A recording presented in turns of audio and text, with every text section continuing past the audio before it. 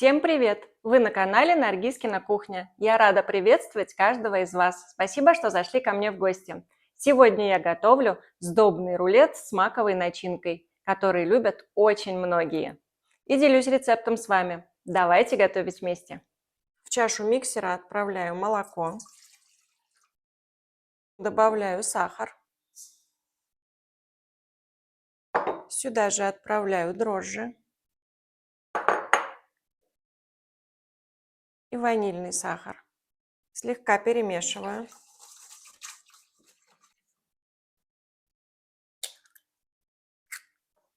Отправляю сюда 2 яйца.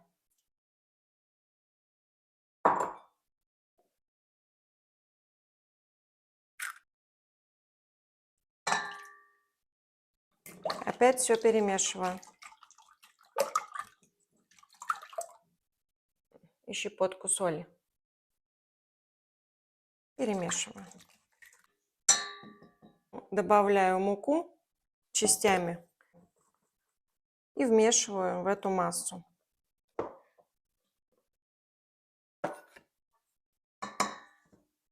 Отправляю все это в миксер. Пускай дальше работает он.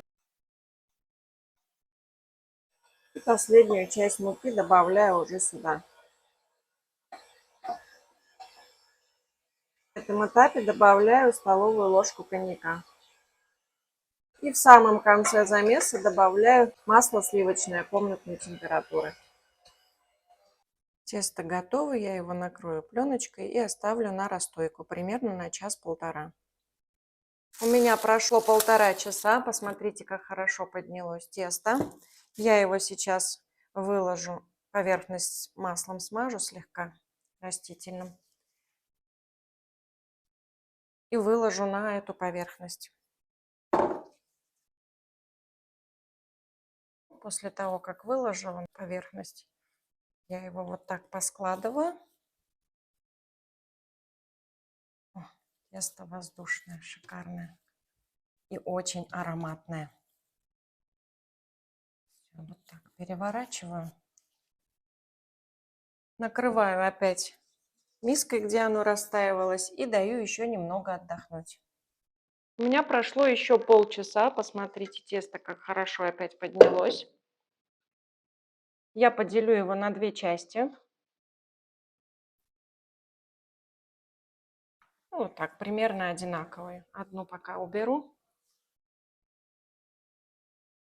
а со второй буду работать. Раскатаю его в пласт, этот кусочек.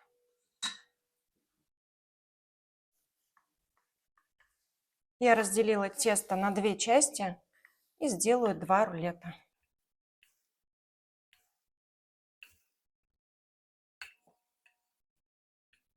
Пласт размером у меня получился примерно 30 на 35 сантиметров. И теперь выкладываю маковую начинку. Как я делала эту начинку, у меня есть видео, я его прикреплю под этим видео, ссылочку прикреплю, чтобы вы посмотрели, как маковую начинку делать.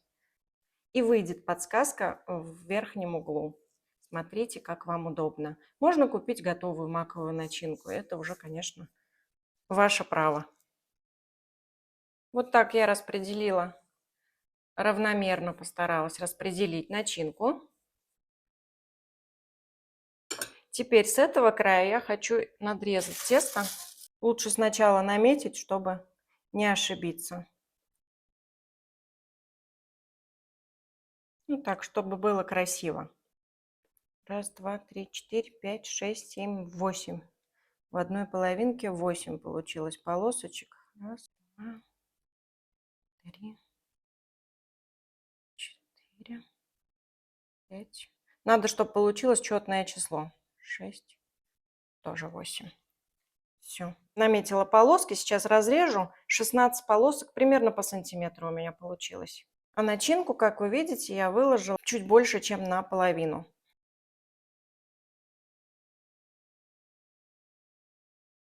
Теперь вот эти полосочки я буду вот так скручивать. Аккуратненько.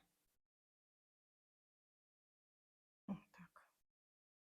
И вот так по 2 полоски все скручу между собой.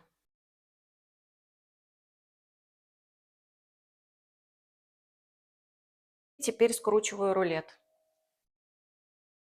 Можно прям вот так ковриком помогать себе. Край, чтобы хорошенько отошел. А дальше уже вот так.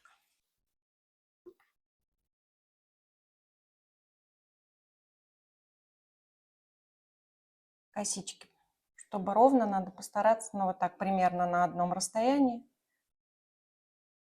были. Вот так. И вот так дальше скручиваю.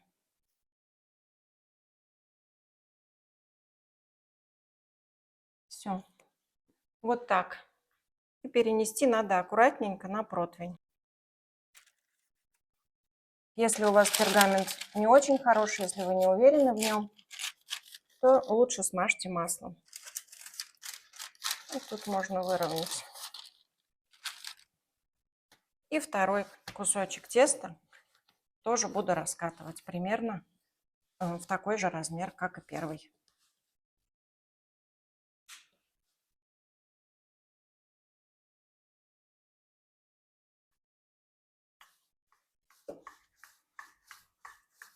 Раскатала второй пласт, примерно вот такой же по размеру. И теперь выкладываю начинку опять.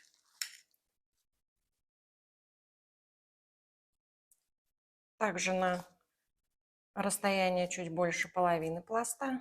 И теперь вспоминаем, как плести косички. Ну, я, в принципе, еще не забыла.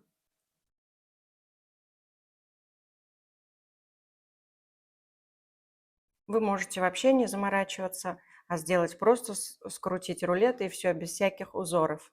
Но хочется же и красиво, поэтому можно чуть-чуть постараться. Вот так. Следующую косичку.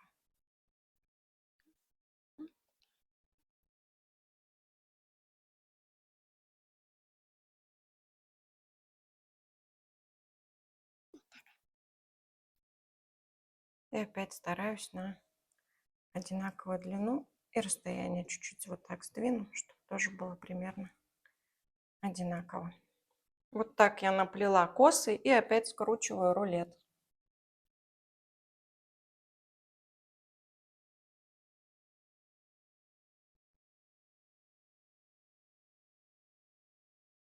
Смотрю расстояние и вот так докручиваю.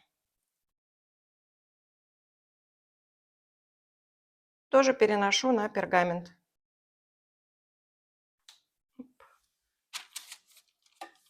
Такая красота у нас получилась. Накрою полотенчиком и пускай оно растаивается. Ну, минут 20. И пока тесто будет растаиваться, как раз включаю духовку. За это время она нагреется. Ставлю духовку на 180 градусов. У меня прошло еще 20 минут. Посмотрите, рулеты хорошо поднялись. Теперь я беру желток одного яйца. Добавляю сюда столовую ложку молока. Перемешиваю и аккуратно смазываю рулеты. Не давлю сильно, чтобы тесто опять не посадить.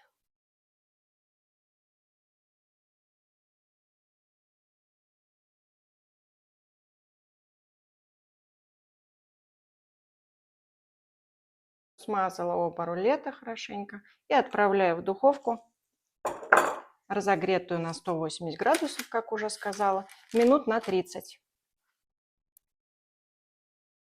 Все, с Богом. 25 минут пробыли в духовке. И пока горячие, я вот кусочек масла подготовила. Пока горячие, чтобы они после того, как остынут, стали еще ароматнее, я вот так пройдусь сливочным маслом мягким. Накрою полотенчиком и оставлю отдыхать еще немного до остывания.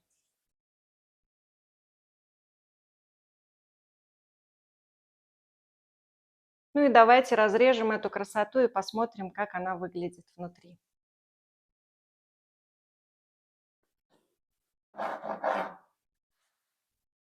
Посмотрите, как красиво, как аппетитно. Тесто хорошо поднялось. Сейчас я разложу на блюдо и покажу вам еще лучше.